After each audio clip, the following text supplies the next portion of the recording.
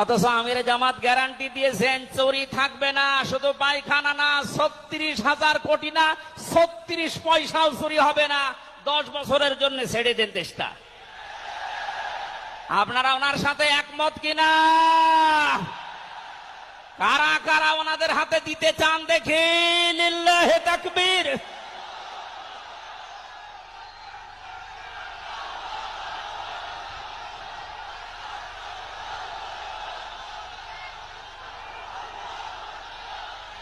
আলহামদুলিল্লাহ ভাই।